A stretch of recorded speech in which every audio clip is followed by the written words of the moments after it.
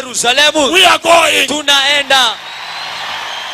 I said it. Nimeisema. I said it. Nimeisema. And the path I'm putting you through, na ile njia ambayo nakupitishia, you know it. Unaijua.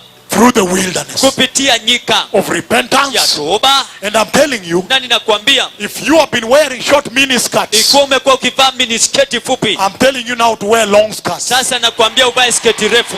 If you have been going to office, ikiwa umekuwa ukienda kwa afisi, and you go to office, na unaenda katika afisi, and you move men with your hair, na unasongesha nywele hivi, unasukuma wanawake, unaangusha wanaume na nywele zako. You move men with your hair. Unaangusha wanaume na nywele zako. And everybody in the office, in the bank loves you. Na kila mtu katika benki, katika afisi anakupenda. I'm telling you, ninakwambia, to tie your hair. Ufunike nywele yako. If you have been going to office, ikiwa umekuwa kwenda kwa afisi, in that office, katika hiyo afisi, you have been going as a young man, umekuwa ukienda kama kijana mvulana, and dressing powerful suits, na ukivaa suti nzuri, strong perfumes, ikiwa imewekwa na ile perfume nzuri, and moving women, na ukiwavutia wanawake to lust at you. Wakutamani. I'm telling you, ninakwambia, let us use bar soap. Wacha tutumie sabuni tu ya kawaida.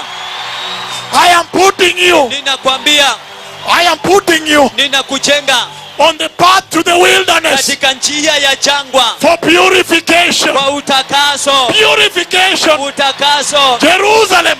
Jerusalem. Jerusalem. Jerusalem. We are still going. Bado tunaenda. But you fear. Ndio hiyo. I don't have time. Sina wakati. I've only 4 minutes.